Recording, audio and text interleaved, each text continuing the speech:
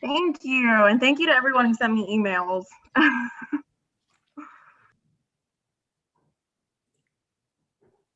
Our new president-elect, everyone.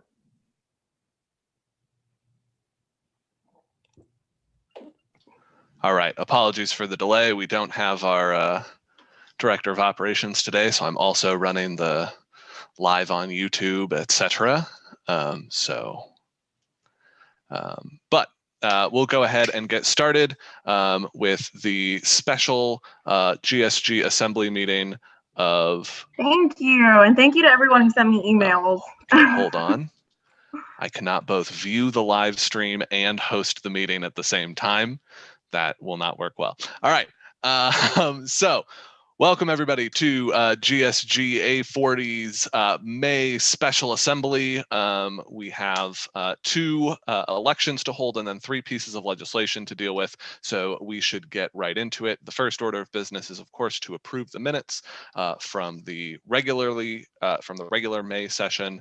Are there any objections to the minutes as they are in the folder that you all have access to?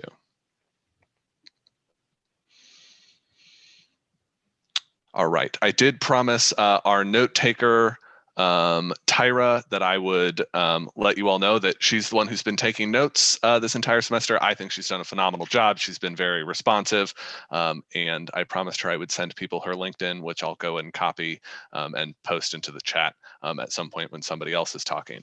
She has been wonderful to work with, so if anybody has any needs for anyone like that, please do look her up.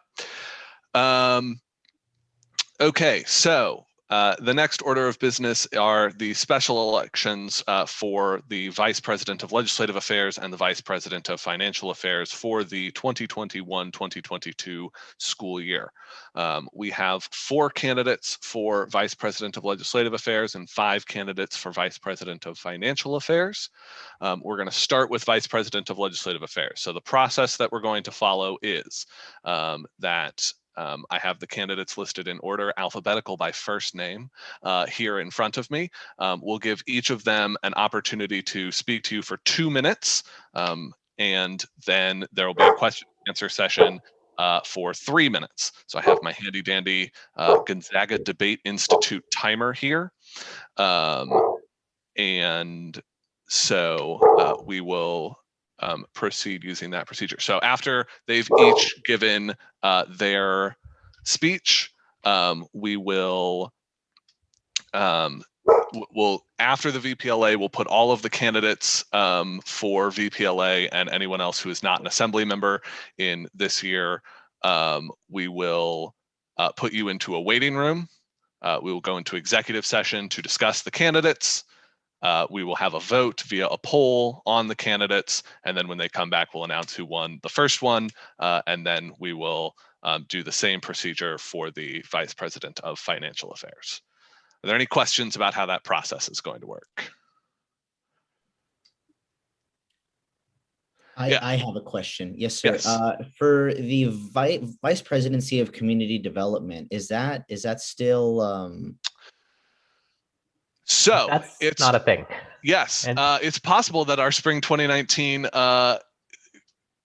stuff actually isn't as updated as I thought it was. That office no longer exists. There are now only 2 vice presidents, one of the Vice President of Legislative Affairs and one the Vice President of Financial Affairs.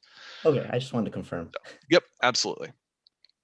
So great question. All right. Any other questions about that as a process? Okay, in that case, we'll go ahead and get started with our first candidate for Vice President of Legislative Affairs, which is, I believe, Ana Valencia from EMPM.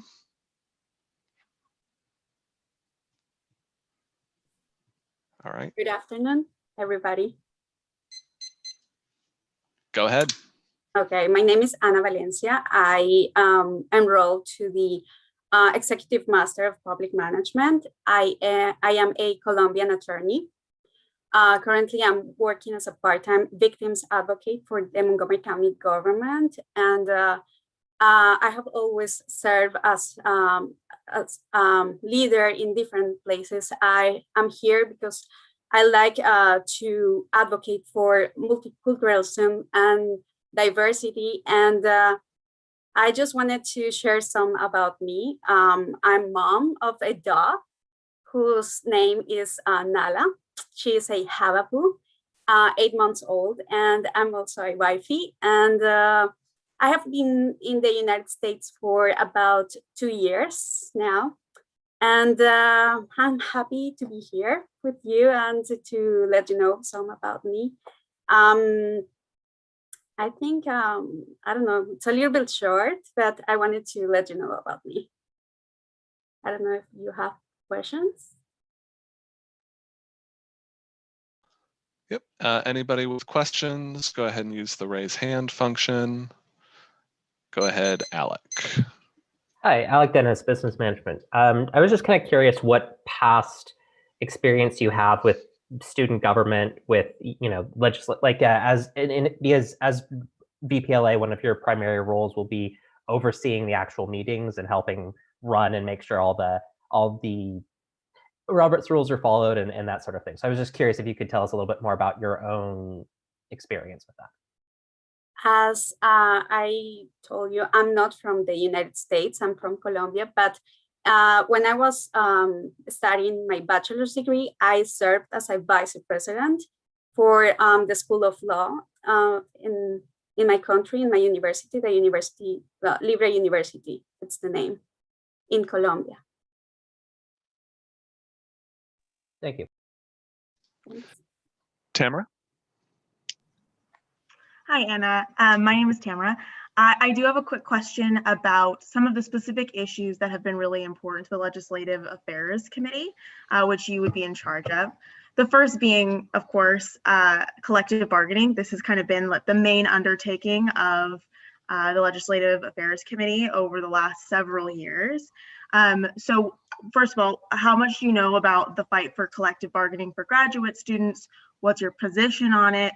And do you have any unique experiences that may allow you to be a unique advocate for this cause? This is a good question.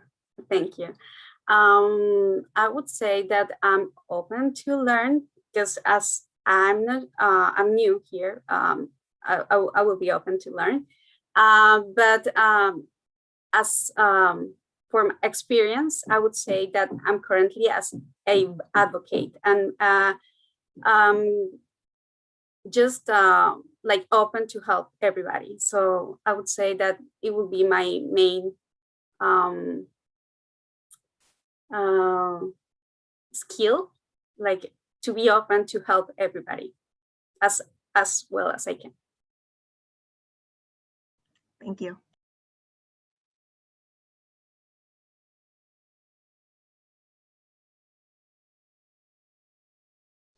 Any other questions?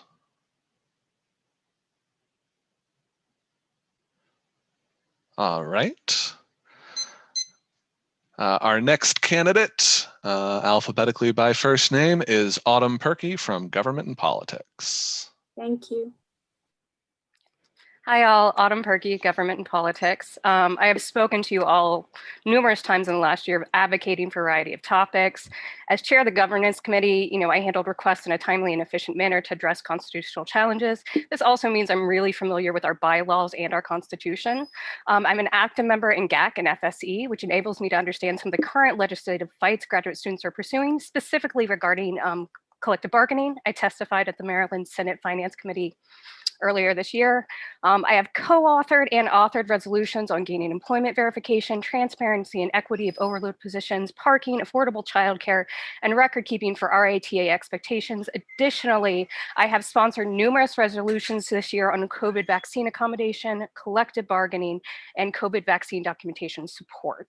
If elected, I want to focus on issues of diversity and inclusion, focusing on addressing issues of marginalization and equity in academia. We still have the Polis survey way to utilize for resolution. We need to work on diversifying syllabi across the university, and we need to address issues adjuncts face as we're often instructors of record. We are faced with unprecedented times with a new return to normal and a system that has systemically oppressed minorities. Along with that, I believe an issue we can work on is headway on addressing graduate student fees, focusing on this athletic fee. We're the only Big Ten university that requires graduate students to pay this fee, and we only have 10 graduate student athletes. So lastly, I will fight for you with the tenacity I've shown in every aspect, and that's kind of who I am. I love what Valerie Hall usually says when she says the squeaky wheel gets the grace, and that's the kind of person I am. I'm gonna be your squeaky wheel. Yes, I did say 10. Thank you, and I'm happy to answer questions you guys have. All right. Any questions for Autumn?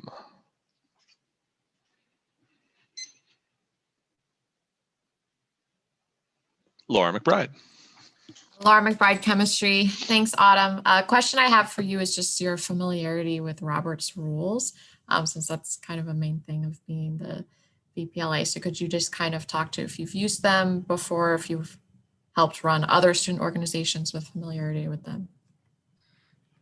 Thank you, Laura, for the question. So yes, I'm familiar with Robert's Rules of Orders. If you all remember, I did push back on how we were trying to interpret Robert's Rules of Orders back in November. Additionally, I serve as the president of the Parents Committee for my son's Head Start, which uses Robert's Rules of Order. And then I serve on my son's Policy Committee, which I act as the parliamentarian, which utilizes Robert's Rules of Order. Thank you. Thanks. Daniel. Hi, Daniel Smiley, Computer Science. First of all, I just want to say thank you for all your hard work last year and all your various functions. But yeah, my question was, what are some of your concrete plans with the collective bargaining fight? Have you talked with Simon about continuing any of those policies into this year? So I haven't spoken with Simon yet. We just had the GAC meeting. So I am the GAC point person with the administration. So I led that meeting with Dean Fetter and other members of the administration. We are going to plan on following up with our new provost, Rice. And I'm drafting that email currently, and hopefully it'll be done by the end of the week. Additionally, I did meet with Dean Fetter to discuss some things that we can work on. And I'm hoping that we can action some of those things for improvement while we still have this collective bargaining fight. Awesome, thank you so much.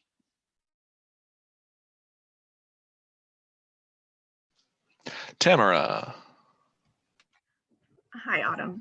So I feel like we've talked a lot. We've, served on various committees together.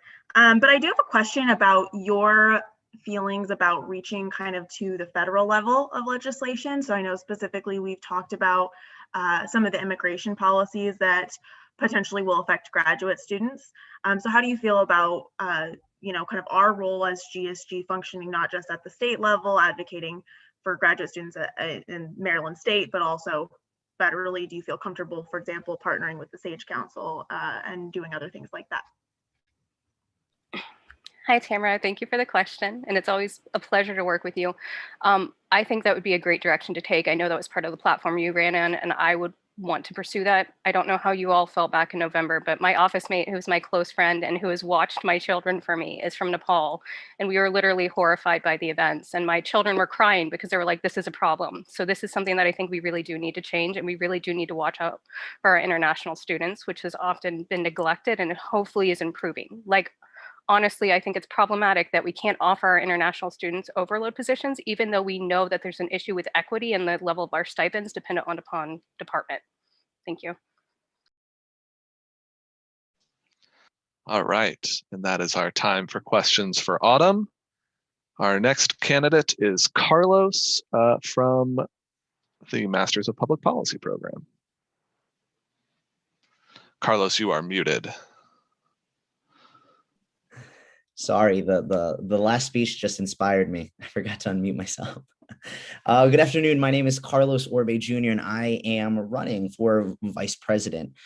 The privilege of running is something that I do not take lightly. I have held many leadership positions throughout my career as a student, working professional, and brother and son. I am a first-generation American, beginning his MPP courses this coming fall. But first, a little bit about me and what began this conquest, it seems, and innate desire to bring people together for a common good.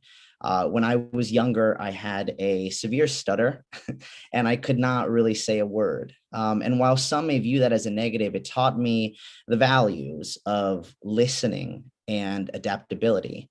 The idea of remaining silent and getting to know your opponent, your team, your audience, and strategize how to make something good, great. I get excited when thinking about the opportunity to treat this GSG assembly as an extension of myself and consider everyone family. Now, how can I get this job done? I have served in a myriad of roles such as vice president, event coordinator, and operations specialist, starting from high school to now outside organizations, from Maryland to DC, where I have created events that really focused on, yes, the academic side, but also that feed the spirit. From pep rallies, student-led functions, to protests on criminal justice reform, education policy, tyranny around the world, I guess you can say, and the list goes on. But the pillar of community and legislation remains the common thread in all my positions. Those committee meetings for said organizations are very similar to that of what they ask of from the vice president of UMD. I am idea-driven and look towards building partnerships within every facet of the public policy school. I have taken part in writing long legislation pieces that echo the change that we should all see for this world and now this school. But what can I offer?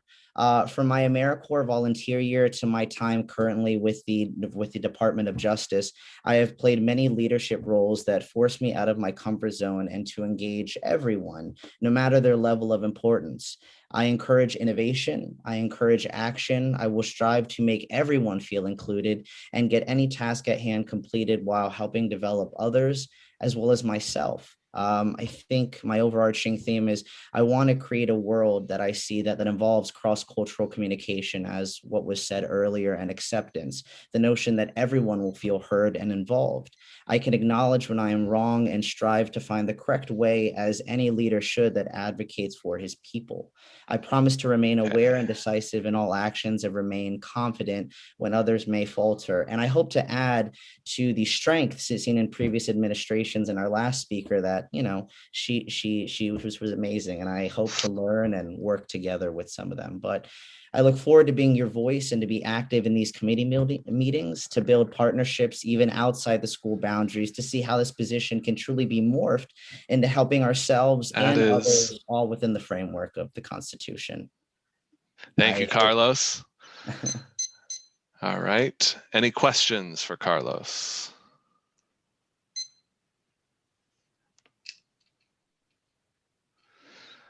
Tamara. Hi, Carlos. You spoke very well. But I do have the same question that I had for Anna, which is, what is your familiarity with the issues surrounding collective bargaining? Have you kind of participated in the fight for collective bargaining for graduate students? What would be your position kind of moving forward? What unique things do you think you could bring to that fight? No, and I thank you for that question. What I find, well, what I lack in knowledge specifically pertaining to UMD and the other positions that I've held for Latino rights, immigration reform, it all delves around the same social hierarchy I believe that you need to appeal to. And with regard to the past legislation work that I've completed, I believe it's more of a human approach. And what I lack in facts and statistics and everything, as I'm saying, I'm beginning work, my schoolwork in fall 2021, and I do plan to, immerse myself fully in that environment. But I have worked on budget issues, proposals. I've had to learn to collaborate efforts and teamworks from every position, I guess, so to speak, in an organization. So that's my honest answer. Thank you, Carlos. Laura McBride.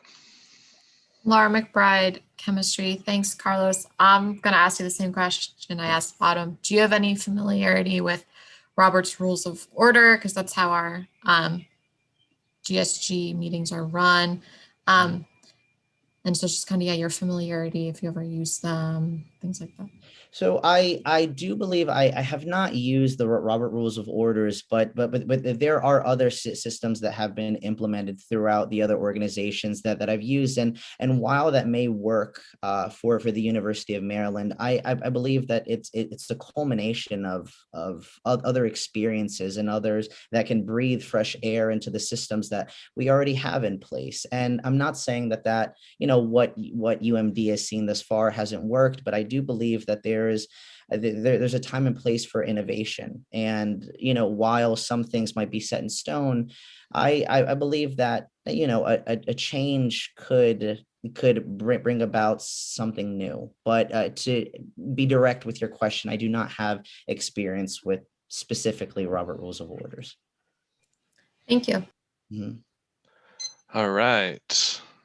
That is time for Carlos. Our final candidate for Vice President of Legislative Affairs is Dave Cook from Geography. Hey, everybody. So good to meet everyone. Like Simon said, my name is Dave Cook. I'm in the GeoInt program. Started last October or last September. I joke that I went back to grad school because I just couldn't watch any more Netflix. But the truth was, I just really enjoy. I really enjoy school. But let me give you a little bit of what I think I might bring to this role. I mean, the other three candidates are enormously qualified. So I'll just tell you a little bit about me and kind of my thoughts around this. So this is actually my second graduate degree. I've been out of school for about 25 years. I got my first master's in public policy and management at Carnegie Mellon, and went from there really straight into working for local government. I've worked across government. I worked for the private sector, started my own company, went back to working for government, and then right now work for kind of an industry partner. But throughout all of that, when I started really at local government, the reason that I went to it was because the ability to just affect change and really to be able to see hands-on, making a decision one day. I was focused in a lot of data. I do a lot of work in data science and analytics, and just really being able to see change was great. But over the arc of my career, I mean, I've really been fortunate that now I have, I think, a pretty good perspective on things about what works and what doesn't. How to be a good teammate, how to work with others, how to really see success. You learn that when you start your own business as well. The second thing I think I would say, that I've learned out of having that 25-year career, though, is, a sense, I think, of, what it means now to be a good coach. It's one of the things that I really enjoy about the program that I'm in right now. And one of the ways in which I feel like I've been able to give back is, helping other folks within the program understand, again, how to work as a team, how we kind of help each other get across the line. I've had some familiarity working in both student government at Hines, as well as working with Metropolitan Washington Council of Governments, where I worked on the GIS subcommittee and on a larger committee as well. The last thing that I'll add in, that really I think, probably I'm coming at a different perspective is entrepreneurship. A lot of folks have a lot of different kinds of experience.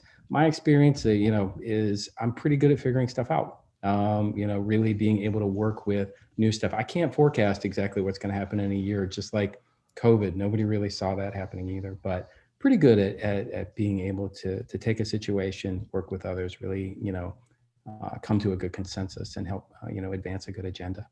With that, that's probably, the most I could say about me. Maybe the things that I'm interested in. Collective bargaining and things like that are certainly areas where I have views and opinions on, and would certainly like to answer more questions about it if need be. Excellent. Any questions for David? Tamara. Hi, David. So Hi. I am going to ask you to expand on your views and some of your, I guess, unique experiences surrounding collective bargaining. It's definitely something that has been a really important initiative for GSG. And so I just want, it probably would be one of the main roles of the VPLA. So I'd love to hear your thoughts. Yeah, absolutely. So, I think that having some experience with this before on the government side of managing folks that were part of a collective bargaining unit, and my view on it is that it is important to have a good consensus there. I can certainly understand. I was a graduate TA myself. I can understand really the value of having collective bargaining. I think that some of the issues that Autumn brought up as well, I think are really important. But I'd be a pretty strong advocate. I'll just come out and say it. I think that collective bargaining among graduate students, I think, is an important thing, and I'd be an advocate for it because I do feel like it's important to right now to have a good voice. Education, I think, as in general. I mean, I've never met most of my classmates. Education is going to be changing. You need graduate students that I think have a stronger voice, and I think we have the ability to shape it. So I would probably be, pretty supportive of it. Great. And if it's okay, Simon, I have one other question. Sure. Go for it. So one of the other really big initiatives that GSG has been focusing on this year is diversity and inclusion. And so I guess something, that I maybe heard from some of the other candidates that I didn't really hear from you is about your efforts on diversity and inclusion and how you would ensure that GSG is a diverse and inclusive community. And also maybe how you've, found ways to make other communities you're a part of diverse and inclusive. Sure. So could you kind of speak to that? Yeah. So in a few different ways, I'll tell you one of the things about diversity and inclusion that I've been able to learn through, I think experience has been through the different roles that I've had both inside and outside of government. But probably one of the most impactful ones was working for a district government, the DC government.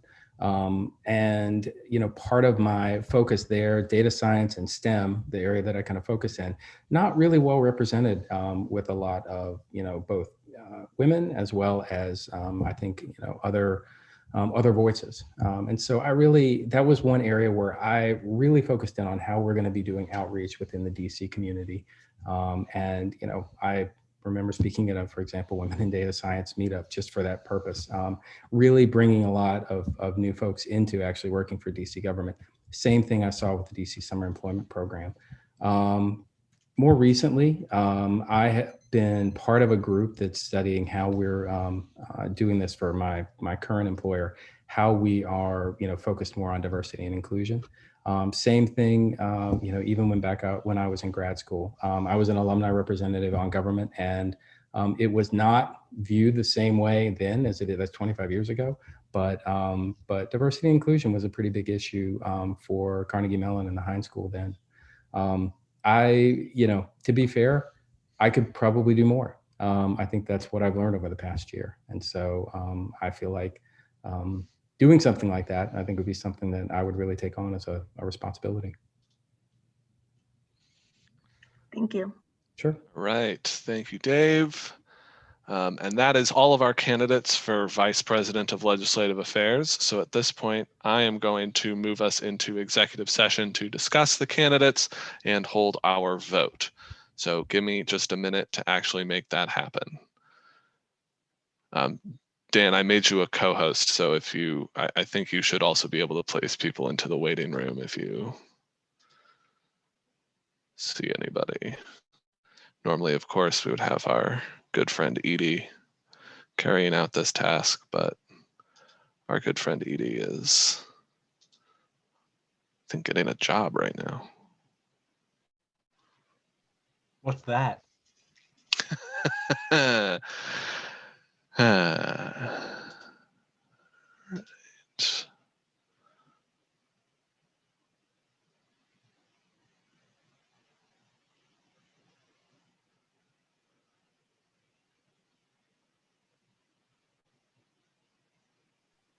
Point of information.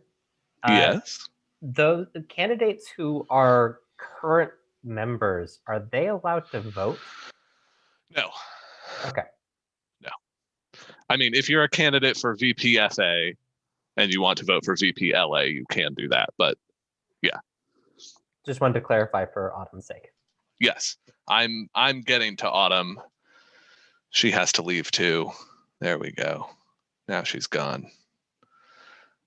Okay, Carlos. There you are. Nope. Now you're gone. There you are again. Okay. This is riveting stuff, I'm sure, for the live stream.